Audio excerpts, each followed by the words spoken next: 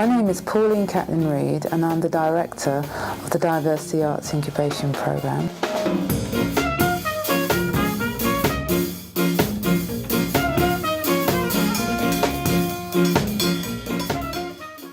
It's All in the Name focuses on the histories of both the African Caribbean and the Irish communities of the UK, but in particular the communities that are based in Luton, and some of the historical reasons why they were actually living in this particular era at the time. The rain was lashing down as Dublin came to view. Soon it was Dunleary, the dream was coming true.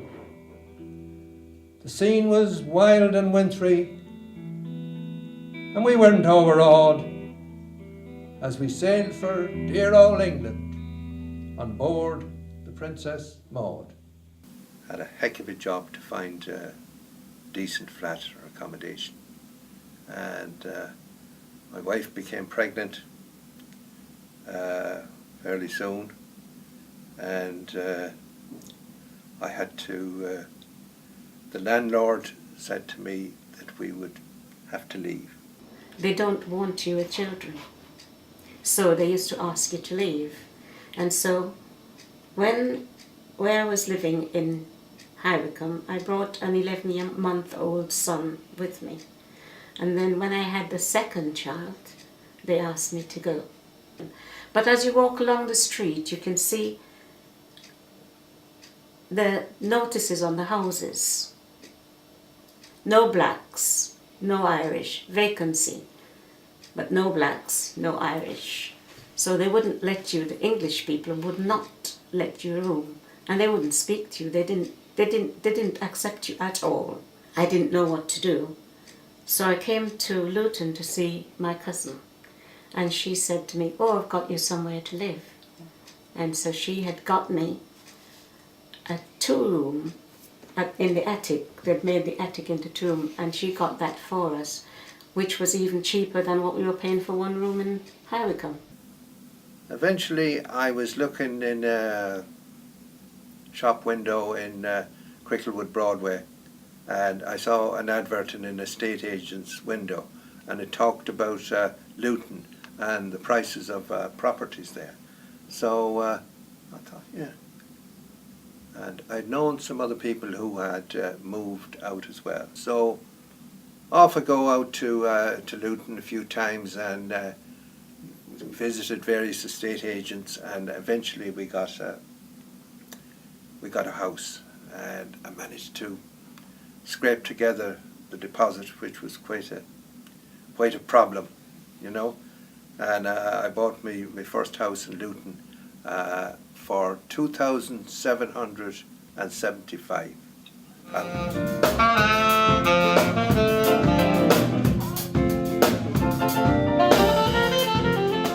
The inspiration for the project was based on the fact I have been very conscious, and some of my colleagues within the organisation have been very conscious that as African Caribbean individuals and those from the black community that we know, strangely enough, have Irish surnames. Collins, Catlin, Murray, Reid, Nugent.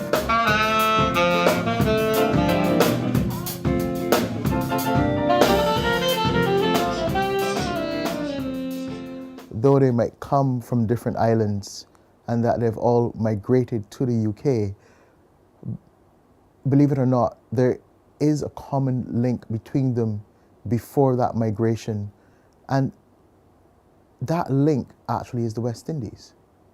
Good afternoon, everybody. I'm here to talk to you about a hidden history, and it is about Irish slavery. By the end of 1650, 25,000 of Ireland's political prisoners had already been sent to St Kitts, which was England's largest sugar producer, following the bitter wars in Ireland. They faced misery and early death in the searing heat and from mistreatment from the landowners. And many Irish suffered years of slavery that was never paid off. At the time, when an African's price was between $20 and $50, the Irish were sold for a simple £900 bale of cotton and the indenture reassigned. One particular individual, Dr. Carl Watson, really gave some fantastic background into the journeys of the Irish to the Caribbean and also the hardship they faced and some of the issues facing that community. Irish could have been sent to Barbados as prisoners of war, and many were. During the Cromwellian period, after the English expansion and colonisation of Ireland, many of those people who resisted Cromwell's armies were imprisoned and were transported to Barbados. Just as many stereotypes, most of them negative, perhaps some positive, were attached to West Africans, many stereotypes were also equally attached to the Irish. So in many respects, the Irish were seen as the dregs of European society, being sort of on the periphery of the European frontier, the outermost islands of civilization, as it were. And exactly the same stereotype and feeling was applied to the West Africans.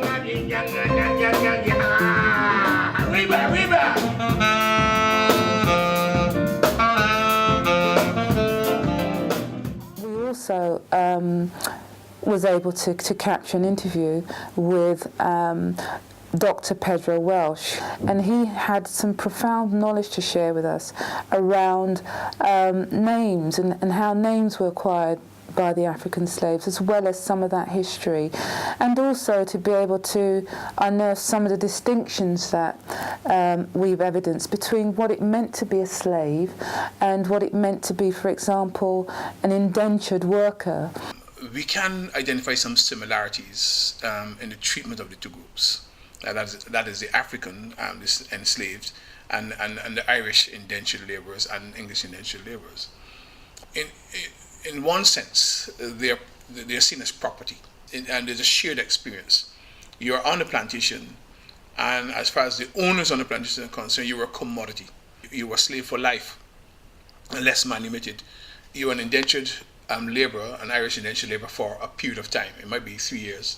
Maybe 5 years, but at the end of that period, you were free.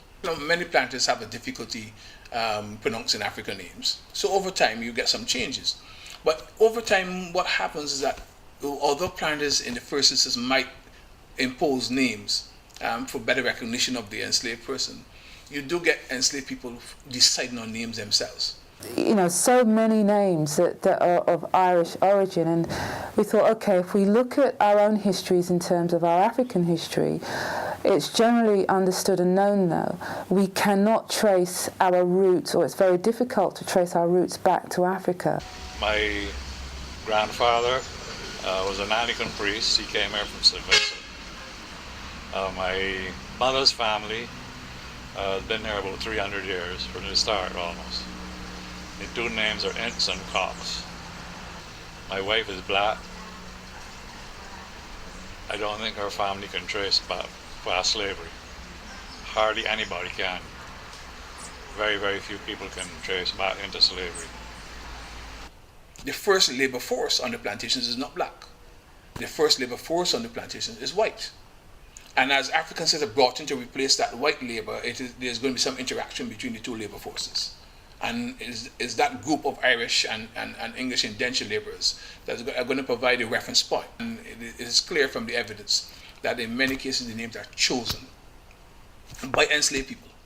And it's not surprising that they would choose Irish names, or English names, because there is a close relation between that early indentured servant community and the African community.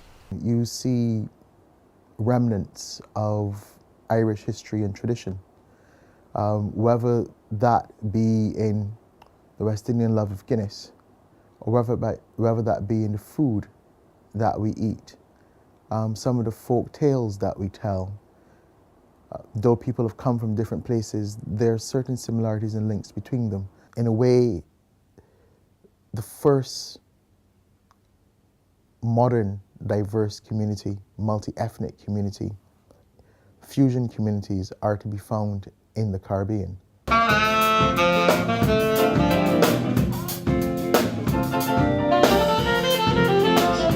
We've also had some fantastic working relationships with other organisations, including Luton Irish Forum.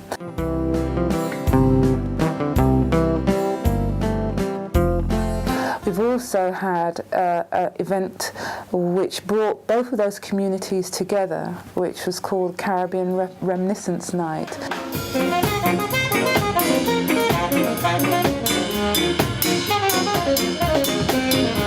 The specific theme about that night was an interview with a famous musician, Tantan, who was a trumpeter, and he's a world-renowned musician who's worked with a lot of famous artists, including Georgie Fame and Jules Holland, and still does.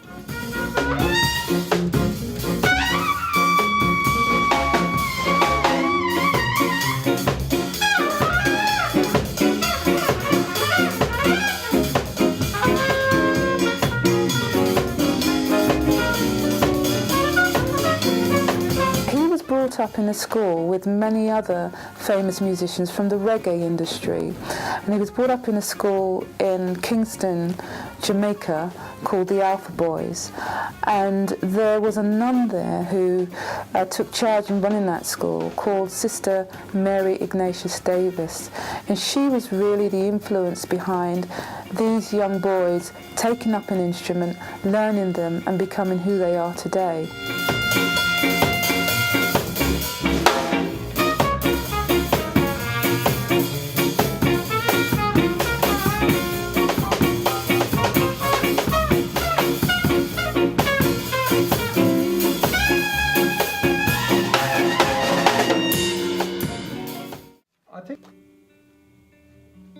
Dawn was slowly breaking as we eagerly caught view rows and rows of sleeping houses against a sky of black and blue.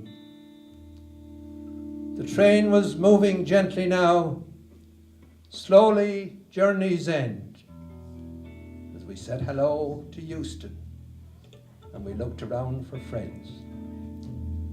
The bustle and the noise, the rushing and the strife.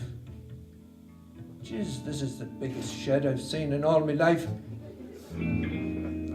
Murphy was so happy, his story must be told, for he'd made it to old London, where the streets are paved with gold. Suddenly on the platform, he spotted a fiver without warning. But he kicked it deftly to one side. Says he, I'll start collecting in the morning.